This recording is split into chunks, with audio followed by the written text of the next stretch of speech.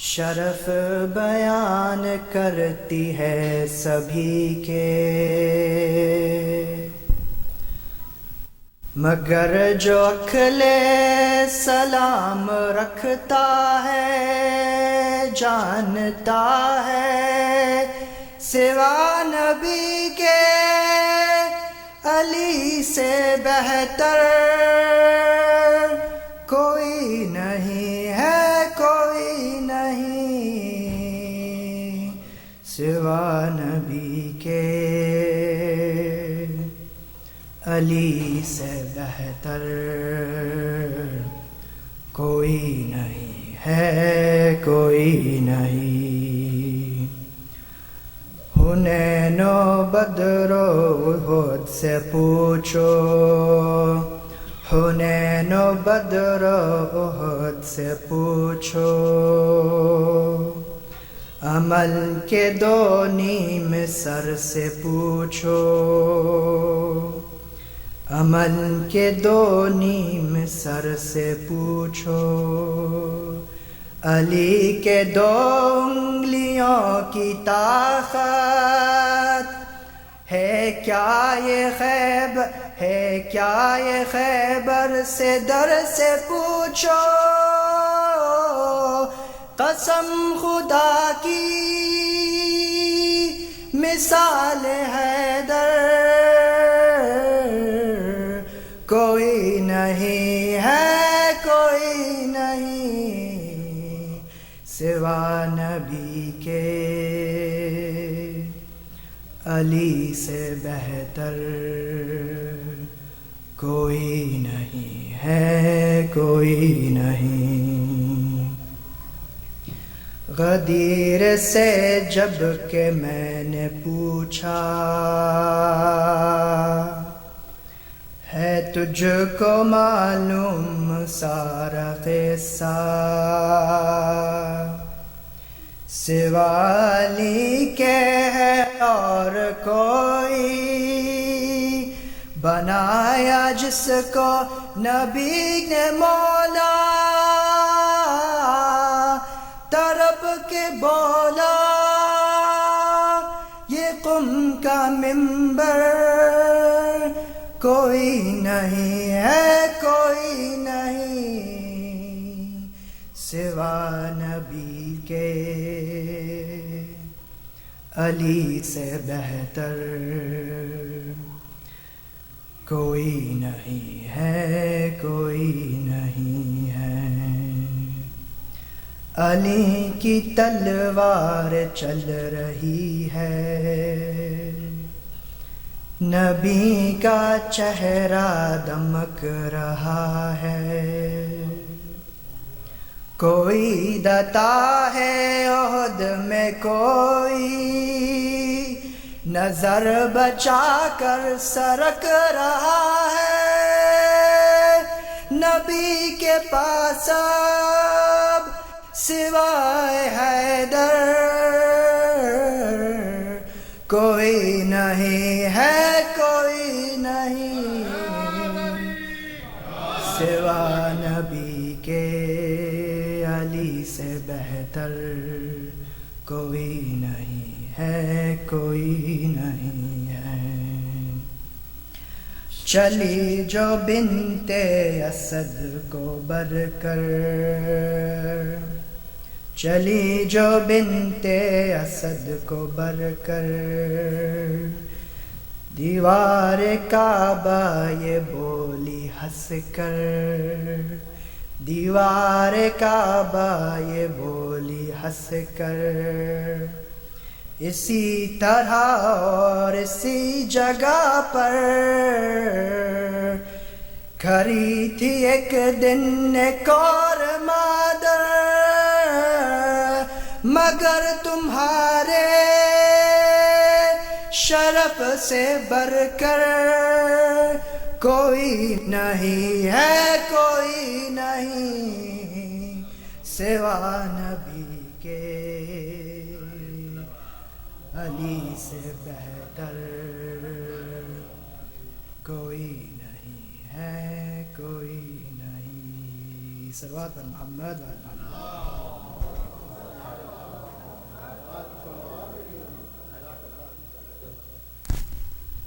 I'd like to request Maulana Sharif Ali to come to the podium, address the Majlis. For Muhammad wa Ali Muhammad Bulantar Salawat.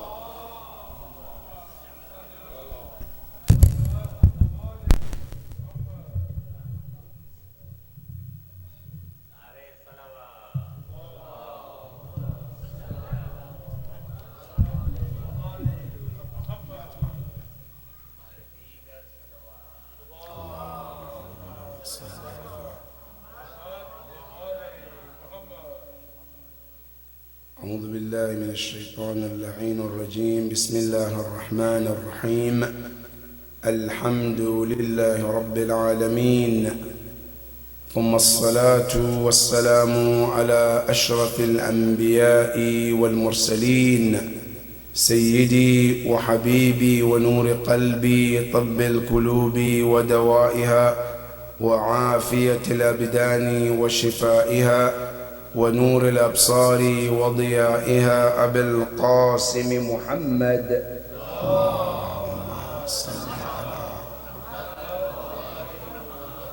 وعلى أهل بيته الطيبين الطاهرين المعصومين الذين ذاب الله عنهم الرجس وطهرهم تطهيرا.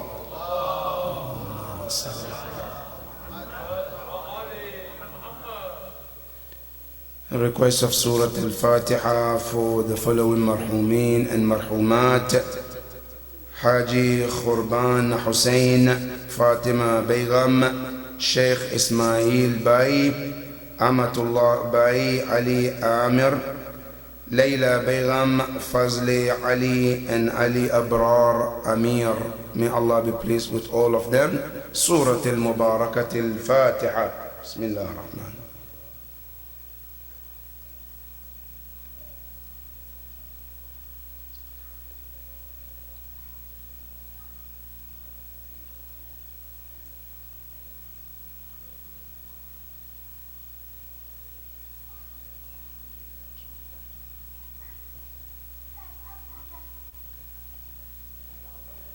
And also request of Fatiha for your marhumin and marhumat.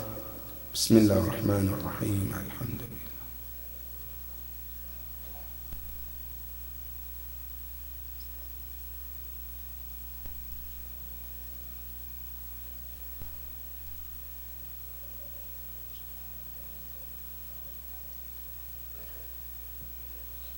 صلوا على محمد وآل محمد. اللهم صل على محمد وآل محمد. قال الله العلي العظيم في كتابه الكريم: بسم الله الرحمن الرحيم. ونمكن لهم في الأرض ونري فرعون وهامان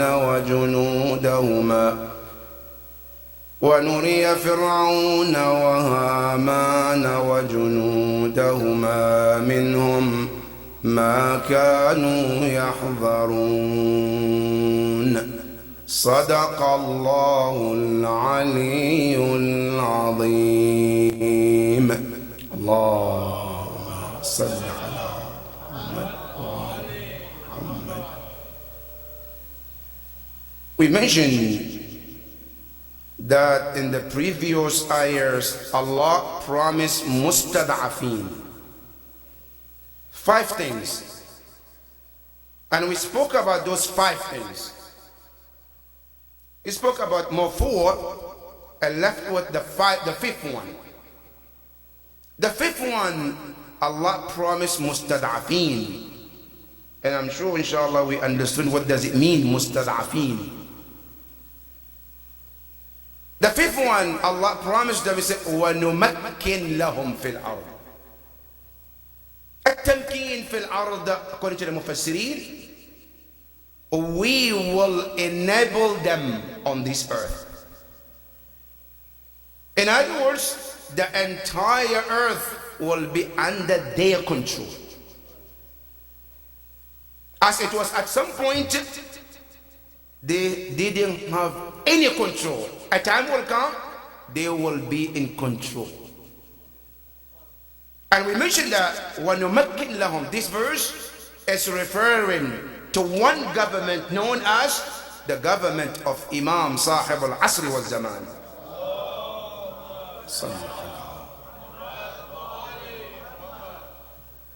And what makes this government so unique compared to any other government ever existed?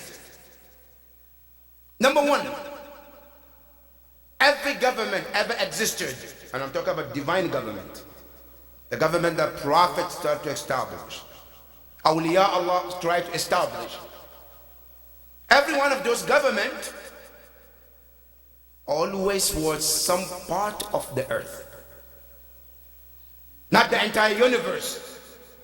But the government of Imam al-Zaman from the Quran, وَنُمَكِّنْ لَهُمْ فِي الْأَرْضِ.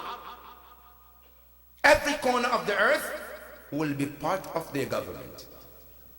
And not like another government, they rule in Middle East, another part of the world is doing their own thing. No, no, no. The government of Imam al-Hujjah is universal.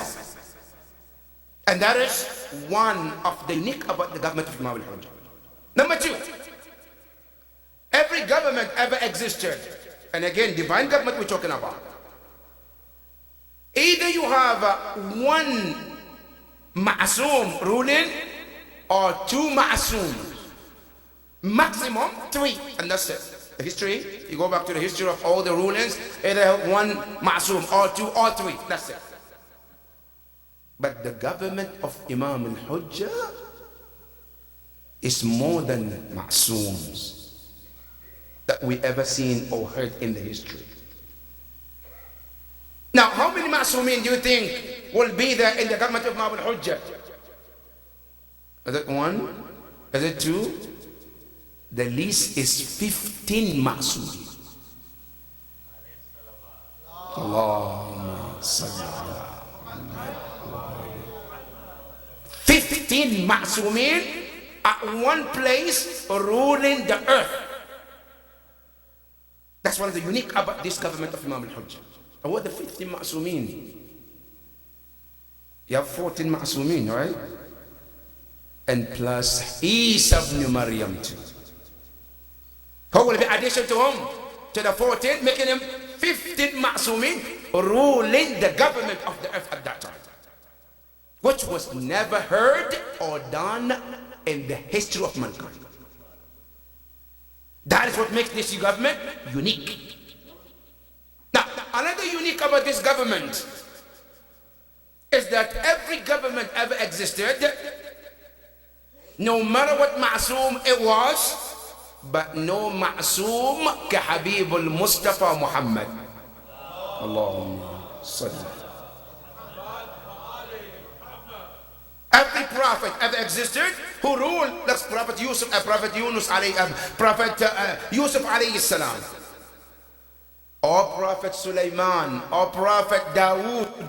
They ruled, they had kingdoms, but none of them is like Rasulullah. That's one of the things that make this government unique. Another thing that makes this government unique, you cannot compare with any other government, is that every book ever been ruled, used to rule, is not like the Quran al-Kareem.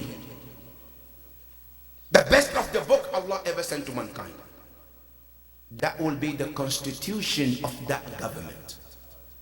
And that also makes this government unique.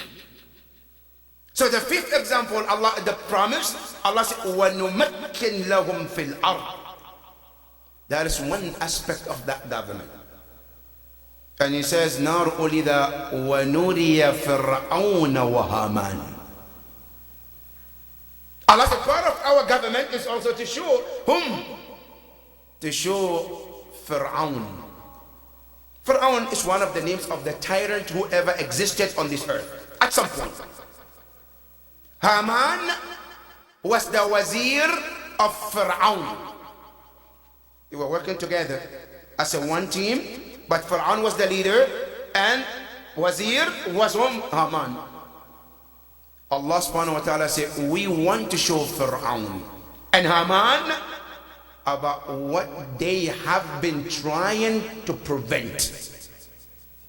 For all these years, Pharaoh and Haman, they wanted to prevent one thing. And what is it? Divine justice to prevail. But Allah subhanahu wa ta'ala said, it will happen at some point where the divine justice will be the lead. Another important message is here. When Allah says Pharaoh, Allah doesn't mean Pharaoh, because Pharaoh is no longer living today. Haman doesn't live today. But the word Pharaoh means it's a name and title for every tyrant ever lived today. Haman is not just Haman of the Pharaoh time. Haman means what? Every wazir of every tyrant ever existed today. Allah said a time will come, whatever they're working and planning to prevent divine justice to prevail on this earth, Allah said they will live and they will see it with their own eyes. The same way Pharaoh, when his time, Pharaoh tried every means necessary to prevent that from happening.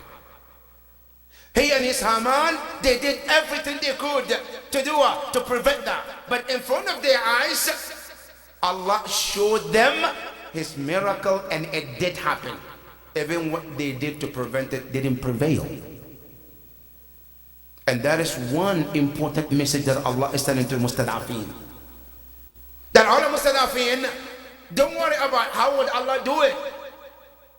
Don't worry about how would it take place. When? Allah said, we got this. We'll take care of it. How? It's our job. When? It's our job. But you should do your job as a mu'min and leave Allah to do his job. And this is where a very important message comes from me and all of us. One of the things that many of us we worried about, we're talking about when would Imam Zaman come? What are the signs of Imam Zaman Zuhur? What would happen when he comes? What would he do when he comes? Alright? These are all responsibility of Imam. That's nothing to do with me. He knows his job, and I guarantee you he did very well with his job. I don't need to pick my nose in what he does and what he's going to do. He knows his job, and he's going to do very well. And Allah trusted him. That's why he chose him for the job. But the question is, what am I playing to support that system? What is my contribution for that Imam when he appears for that government that I'm looking for? What is my contribution? What am I doing to prepare the time and the environment for that Imam, to him to come and take that leadership? That is one of the areas we need to think about, brothers and sisters. Number two, one of the misconceptions here, many of us we think about, oh, I really cannot wait to see Imam. I really cannot wait to have Imam on this planet. But let me tell you, brothers and sisters, that's a wrong notion or wrong thinking. Don't let thinking of seeing Imam to be your target and goal. Why? Those who killed Imam Hussein, didn't they see him? They saw him, right? Okay, then what did the seeing do for them? Those who killed all the Imams, didn't they see him? Of course they saw him, right? But then they turned around and they killed him. So what did the seeing benefit them? My dua and prayer should not be to see Imam. My prayer should be, Ya Allah, give me the ma'rifah of my Imam. Seeing doesn't mean anything. Actually, if you see him, it can only add more to your adhab yawm al-qiyamah if you don't follow him. Because you saw him and you know him, but you didn't follow, right? That becomes even more worse for you. But when you saw him with ma'rifah, that I know him and I recognize him and I obey him the way Allah asked me to obey him, that is the seeing that benefits you. And that is why during the time of ghaibah, the most important thing is what? To work on self and work on the ma'rifah of the Imam. Not seeing the Imam. Many of these companions who fought Imam Hussein alayhi salam, they, of course they know him, they know his father. Some of them even grew with Imam Hussein alayhi salam. They saw his father, they know. Some of them, to make sure that you understood, some of them, they fought with Imam Hussein's father. in the battlefield. And then they turn around against Imam Hussein later on. They saw Imam Hussein, they know him very well. But that knowledge didn't benefit them. So for that matter, during the ghaibah, we have to learn about pray for ma'rifah of Allah, ma'rifah of Imam. And that is what is important during the ghaibah. And Quran reminds all of us, when Allah subhanahu wa ta'ala want to do his job to show, he says, وَنُرِيَ Fir'aun, we want to show Fir'aun and Haman. And he says, وَجُنُودَهُمَا, and their armies and soldiers. Allahu Akbar. Now question, Ya Rabb, Haman and Fir'aun, they're tired, they have soldiers, right? Yes. Question, does Allah have a soldiers or not?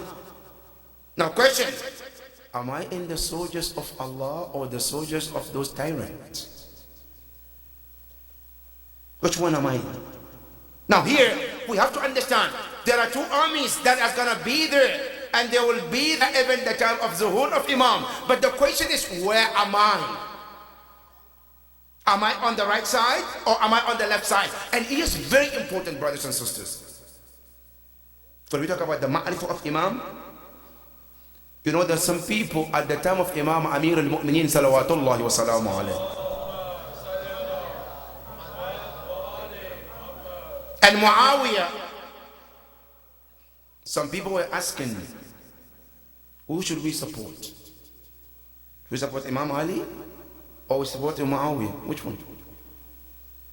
Do you know that some of them, it got to the point, history, some of them said, okay, look, we are not going to fight with him, we're not going to fight with him either. What are we going to do?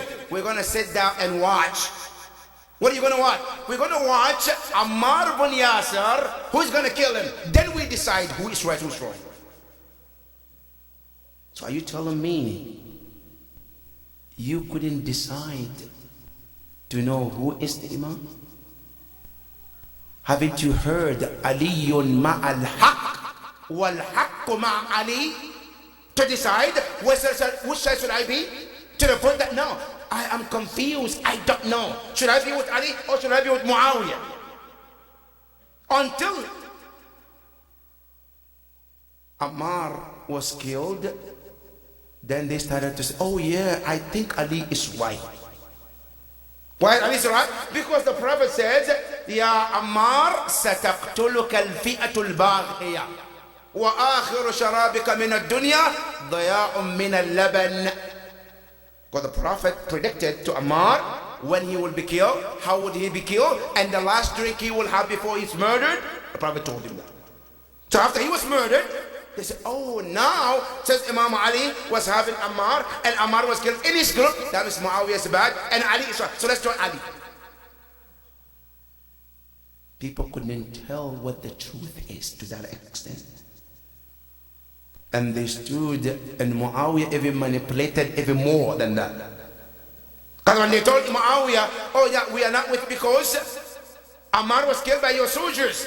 Ammar is the sign for us to dictate or to define what is right and what is wrong. So for that matter, I'm not going to be with you, Muawiyah. Muawiyah said, no, you guys don't get it. We are not the bad guys. Ali is the bad guy.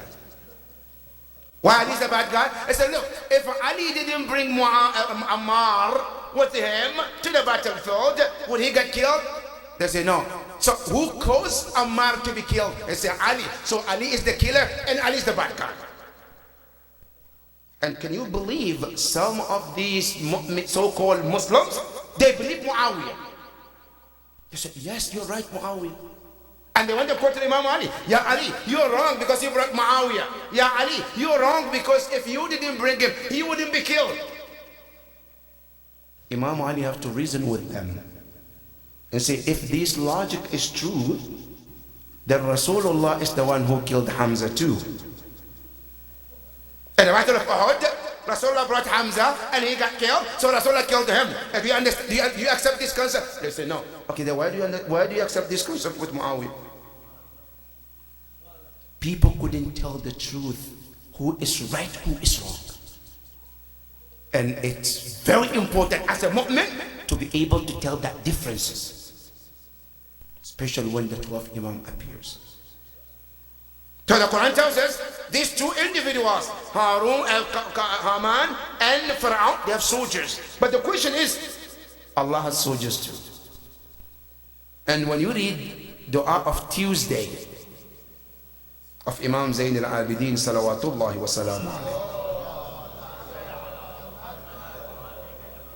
he made it 3 important du'as, and I think we all should learn from Imam and make this du'a a habit. It says, Allahumma ja'alni min jundik fa inna jundaka humul ghalibun wa ja'alni min hizbik fa inna hizbaka humul ghalibun واجعلني من أوليائك فإن أولياءك لا خوف عليهم ولا هم يحزنون. So, oh my Lord, I want you to put me in these 3 categories. Number 1, make me part of your soldiers. Allahu Akbar. Do you know when you are in the soldier of Allah, you are in the right place? And the soldiers of Allah can be anything. Even birds were soldiers of Allah. Birds, right? When the Abraha wanted to fight Allah, who did Allah send? Which army did he send?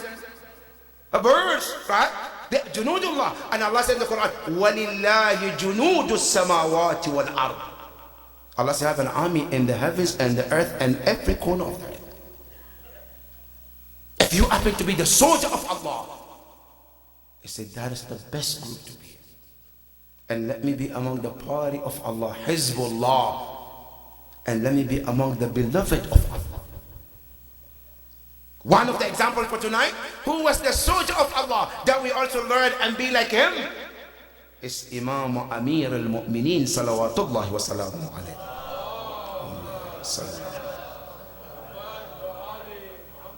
You know, Rasulullah, when he talks about Imam Ali, he said, لولا مال خديجة وسيف علي.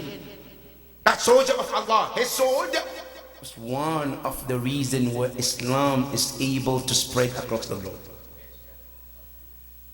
And the question is, am I also a soldier of Allah? Now when we say soldier of Allah, it's not only about guns, brothers and sisters.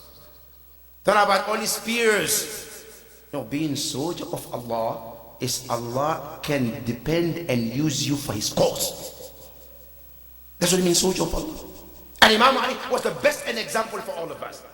One of the best soldiers of Allah. From the one to the last breath, he was Jundum min Junudillah. He spent all his life to be what? Soldier of Allah. Every Imam spent their life to be soldiers of Allah subhanahu wa ta'ala. And the best of them who displayed is Imam Amir al-Mu'mineen.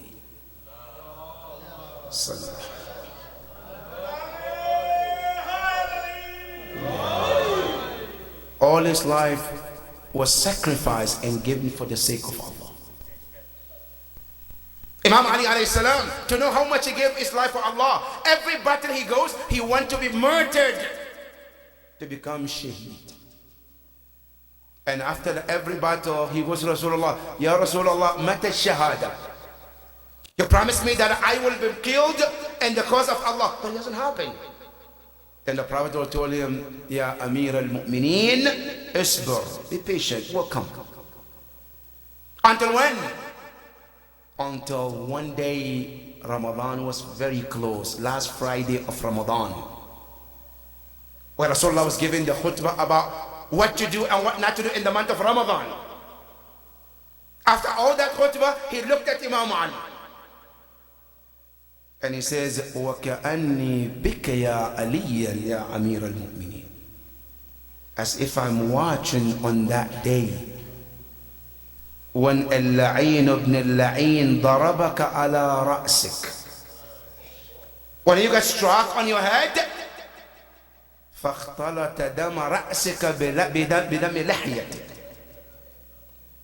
Then Imam Ali said, Ya Rasulullah, أو يستحل مني ذلك? Will that happen to me? He said, بلى يا أمير. Imam Ali alayhi salam was waiting to look for that day until the night where Imam Ali and alayhi salam didn't sleep that night. And his son, Imam al-Hasan, he said, I was watching my father. That night was different. The atmosphere in the house was different. He said, I didn't sleep because I saw my father was different. His movement was different. Nothing was right at that night.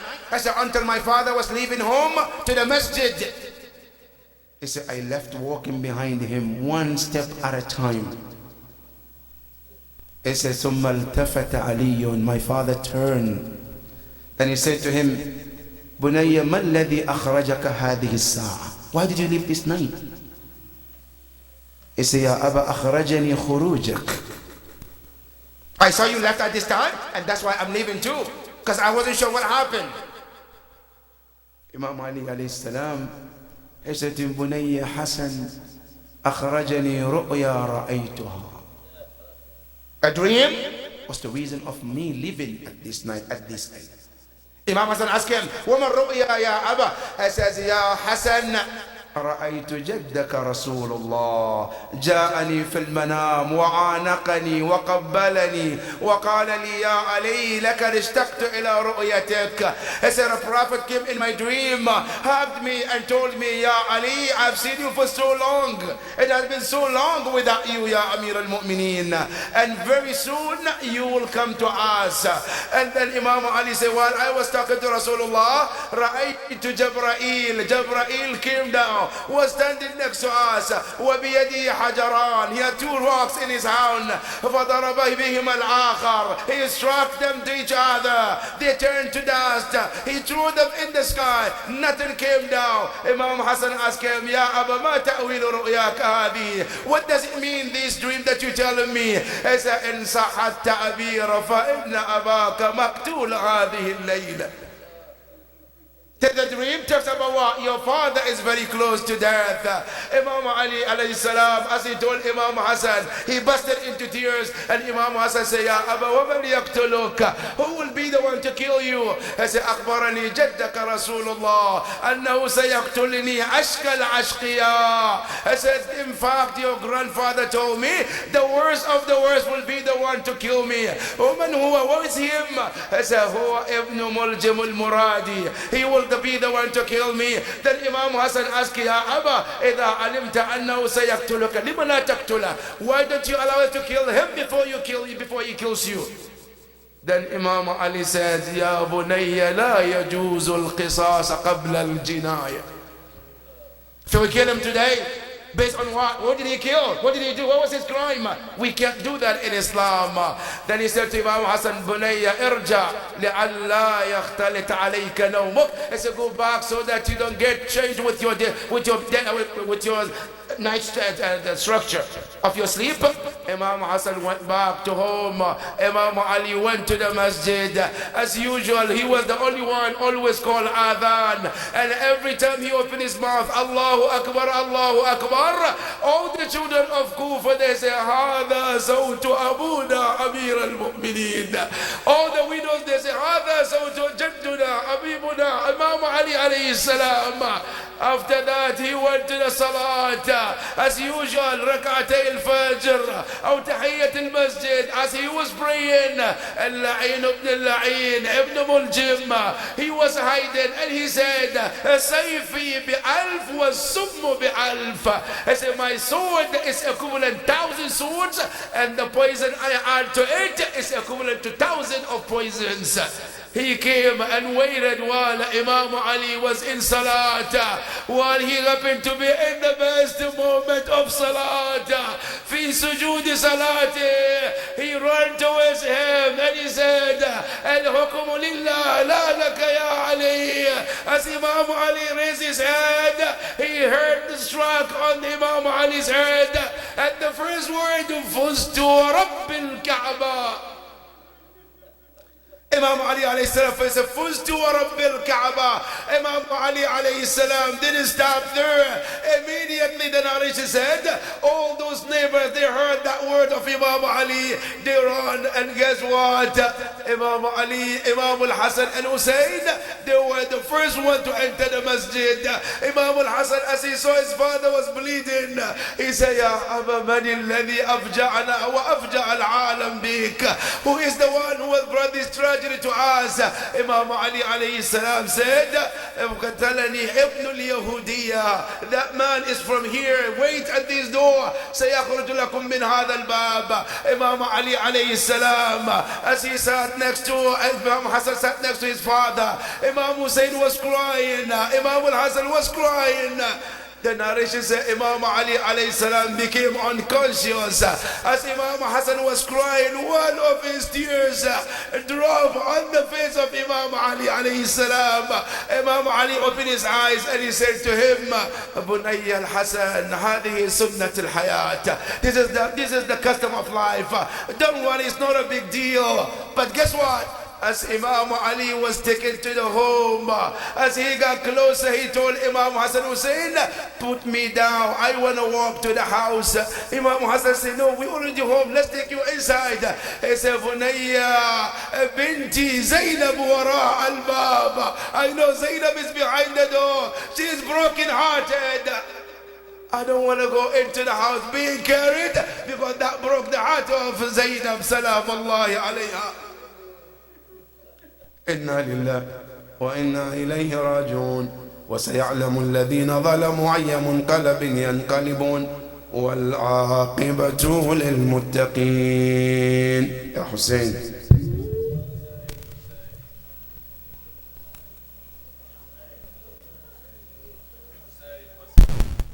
Inshallah, we're going to call the azan soon. It's 1 minute late.